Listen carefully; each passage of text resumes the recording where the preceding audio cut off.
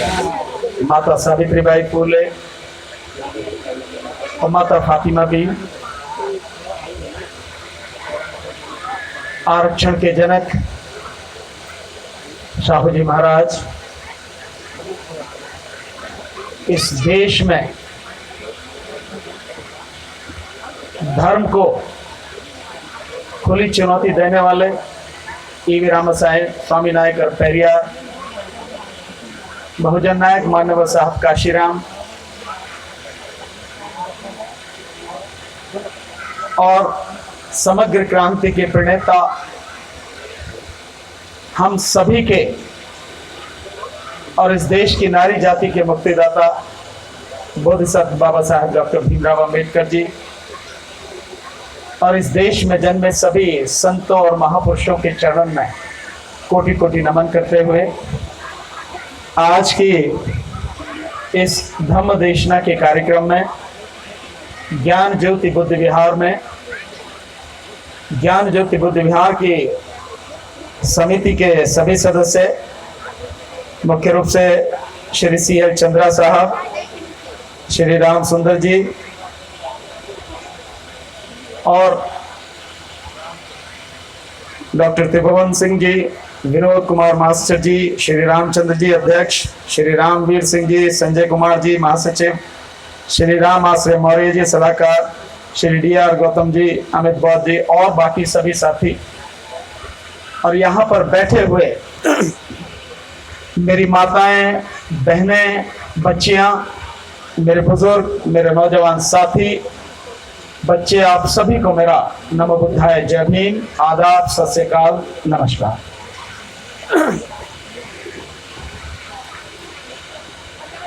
साथियों,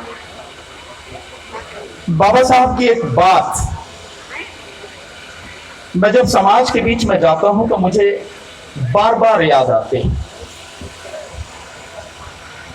और वो बात जो उन्होंने कही वो है कि लोगों को क्या अच्छा लगता है ये कहना और उनकी प्रशंसा प्राप्त करना,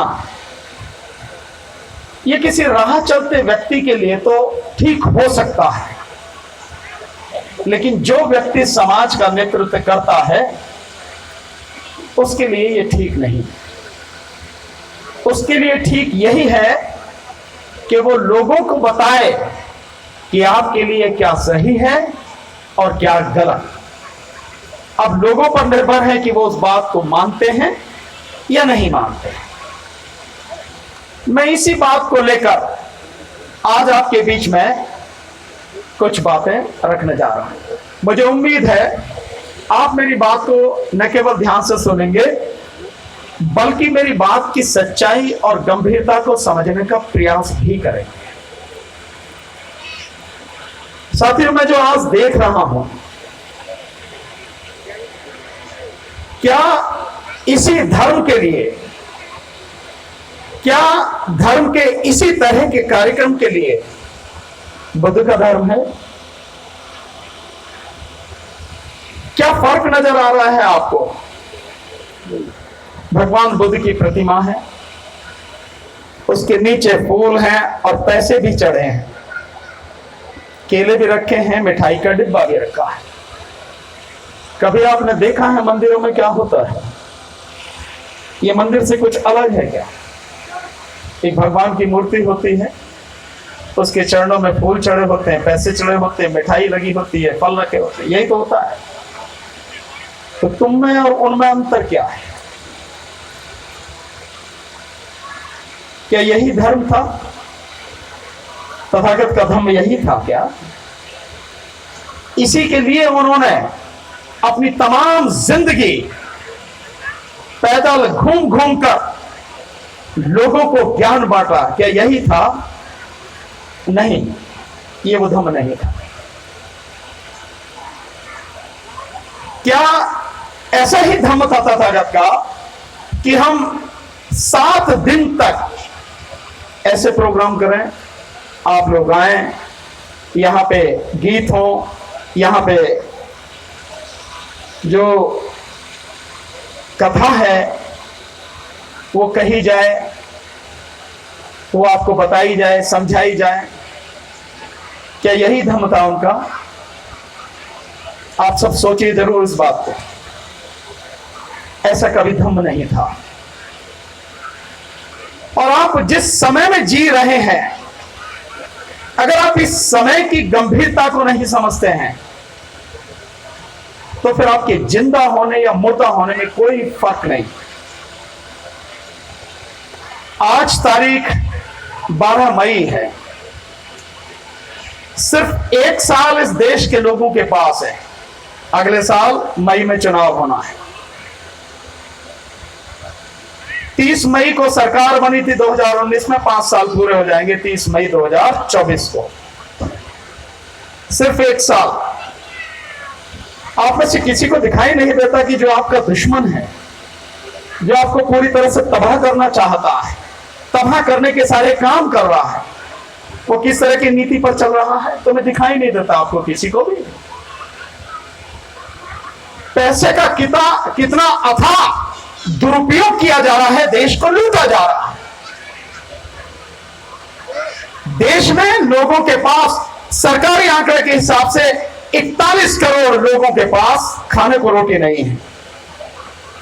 85 करोड़ लोगों को सरकार कहती है कि 5 किलो अनाज दे रही है। अगर वो अनाज ना दे तो लोग जिंदा नहीं रहेंगे। 85 करोड़। देश ने, सरकार ने बजट बनाया 45 लाख करोड़ का। 45 लाख करोड़ का। अगर चाहती सरकार तो सभी लोगों को न केवल शिक्षा मिल जाती, रोजगार मिल जाता, अस्पताल, दवाई और डॉक्टर मिल जाता है। पर कहीं किसी पे खर्च किया जा रहा है? कहीं खर्च नहीं किया जा रहा है। खर्च किस पे किया जा रहा है? देश का प्रधानमंत्री कर्नाटक में चुनाव प्रचार में जाता है, 40 किलोमीटर लंबा रोड शो करता है और करोड़ों रुपए के फूल उस पर बरसाए जाते हैं जैसे पता नहीं कहां का कोई किला जीत के आया है, कोई मतलब जंग जीत के आया है। उसको शर्म नहीं आती, लेकिन आपको भी तो समझ नहीं आती। किस समय में जी रहे हैं हम? शायद आप लोगों को रोटी आराम से मिल जाती, इसलिए आप मस्त हैं, आपको कुछ दिखाई नहीं देता। बिल्किस बानो का नाम सुना है? बिल्किस बानो 2002 में गुजरात में जो दंगे हुए, उस महिला के सामने उसकी 3 साल की बेटी का कत्ल कर दिया गया, मार दिया गया पटक के उसे। बैठे हैं महमूद भाई, सब जानते हैं सब लोग। उसके परिवार के 11 लोगों का कत्ल किया और परिवार के सामने उसका बलात्कार किया जबकि वो गर्भवती थी। दिखाई नहीं देता? वो सारे के सारे छोड़ दिए गए। तुम चाहते हो कि तुम्हारे सामने भी, तुम्हारे साथ भी ऐसा ही हो, तभी तुम्हें कुछ नजर आएगा, उससे पहले तुम्हें कुछ नजर नहीं आता। क्या करना है हमें और कर क्या रहे हैं, कभी तो सोचो इस बात पर। क्या इसी बात के लिए अभी यहां बहुत अच्छा गीत गाया हमारे भाई, मैं नाम नहीं जानता, उन्होंने इसमें कहा कि सरकारें बदलती रहती हैं लेकिन संविधान नहीं बदलता। बदल जाएगा संविधान? जरा सी देर की बात है, बहुत ज्यादा नहीं। जाना तो 2024 में अगर बीजेपी जीत के आ गई, ये मोदी आ गया जीत के, तो न केवल संविधान बदलेगा बल्कि कितनों की गर्दन कटेंगी, कितनों के बच्चे उनकी आंखों के सामने मार दिए जाएंगे। आपकी समझ में भी नहीं है, आप इसकी कल्पना भी नहीं कर सकते। आप सिर्फ इसी तरह के प्रोग्राम करते हो। इस बुद्ध विहार में क्यों नहीं सुबह नौजवान बच्चों की, जो रिटायर हो गए हैं लोग, उनकी शाखा लग सकती है सुबह 4 बजे से। आरएसएस के लोग, देश में 65,000 उनकी शाखाएं चलती हैं, तो आपकी क्यों नहीं चल सकती? शुरुआत यहीं से करो ना, इस बुद्ध विहार की जमीन को ऐसे इस्तेमाल करो ना। लाठी चलाना सिखाओ ना अपने बच्चों को। जितना पैसा इस समय खर्च किया जा रहा है, उस पैसे से अपने बच्चों को एक ट्रेंड व्यक्ति रखो, लाठी चलाना सिखाओ, जूडो कराटे सिखाओ, ताइक्वांडो सिखाओ, अपने बच्चों को लड़ना सिखाओ। क्या मिलेगा इससे? आपने प्रोग्राम कर रहे हैं, 7 दिन से चल रहा है। मैं जानता हूं मेरी बातें बुरी भी लग रही होंगी, लेकिन मुझे कहनी है क्योंकि आप मेरे अपने हैं। जो लड़ाई लड़ रहे हैं आप ही के लिए लड़ रहे हैं। क्या जरूरत है महमूद भाई को या मुझे? हम तो वकील हैं, अगर हम चाहते तो हम बड़े आराम से दिल्ली में बैठ के, क्या कुछ नहीं हो सकता, राज्यसभा में एमपी बनते। क्या तो सरकार से लड़ते, हमें क्या जरूरत है, क्या कर देगी सरकार हमारा। लेकिन फिर भी लड़ रहे हैं ना, लगातार मारने की धमकी आती है। कभी भी कुछ भी हो सकता है, सरकार कुछ भी कर सकती है, बावजूद उसके बिना डरे बिना रुके लगातार आपके लिए काम कर रहे हैं, लड़ रहे हैं, क्योंकि आप मेरे अपने हैं। ये बच्चे, ये माता, ये बहनें, ये बुजुर्ग, ये मेरे नौजवान साथी मेरे परिवार का हिस्सा हैं। अपने परिवार को बचाने के लिए लड़ना मेरी जिम्मेदारी है। लेकिन मेरा परिवार क्या कर रहा है, उसकी भी तो कोई जिम्मेदारी होगी। ये प्रोग्राम चल रहा है, आप सुनेंगे, गीत का आनंद लेंगे, आपको बहुत अच्छा लगेगा, ताली बजाएंगे और उसके बाद में जाके आप चले जाएंगे, सो जाएंगे। क्या प्रोग्राम हुआ आपकी स्मृति में भी नहीं रहेगा। कुछ समय बाद हाँ ये बहुत बढ़िया प्रोग्राम हुआ, देखो वो भी आए थे, उसमें हासिल क्या हुआ, इससे मिला क्या, कुछ मिला क्या, कुछ ज्ञान मिला क्या, संविधान के विषय में कोई जानकारी मिली क्या, हम कैसे इकट्ठे हो जाएं, ऐसा कुछ मिला क्या, ऐसी कोई चीज शुरू हुई क्या है। हम कैसे इस एक साल में अपने आप को इतना मजबूत कर रहे हैं कि जो हमारा दुश्मन है, जिस समय वो अपनी पूरी ताकत से हम पे हमला करेगा, उसका मुंह तो जवाब दे सके। क्या हम कर रहे हैं? नहीं, हमें यही करना पड़ेगा। मैं देखूंगा, अभी मेरी यामीन भाई से बात हो रही थी, मैं उन्हें बता रहा था, यही चिंता है उनकी। मैं देख रहा हूं, जब से उनको जानता हूं, उनकी चिंता लगातार यही है कि समाज कैसे सुरक्षित हो। गाड़ी में आ रहे थे तो उनसे बात हुई थी, कैसे ये सब बदलाव हो, लोग कैसे समझें।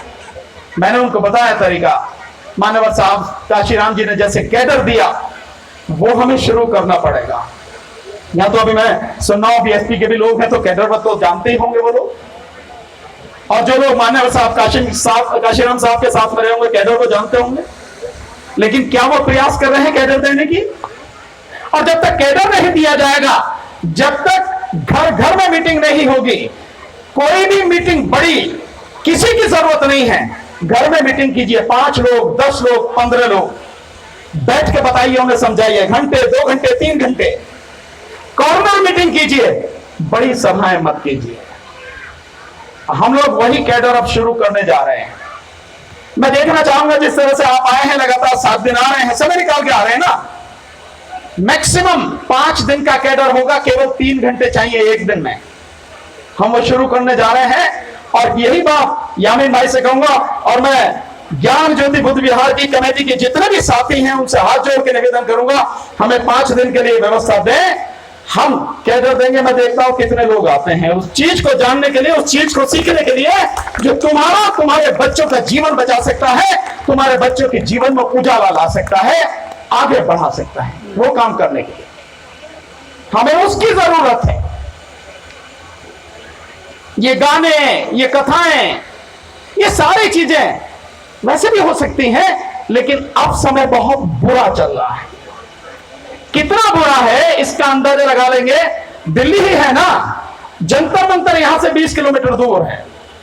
उस जंतर मंतर पर अंतरराष्ट्रीय खिलाड़ी, महिला खिलाड़ी, जिन्होंने देश का नाम रोशन किया, ओलंपिक में, एशियाड में, कॉमनवेल्थ में गेम जीत के लाई, देश का मान बढ़ाया, और जाट समाज की बच्चियां हैं, उनके साथ बदतमीजी हुई और वो लड़ रही है, और प्रधानमंत्री के कान पर जू नहीं चले। इससे बुरा कोई समय होगा क्या?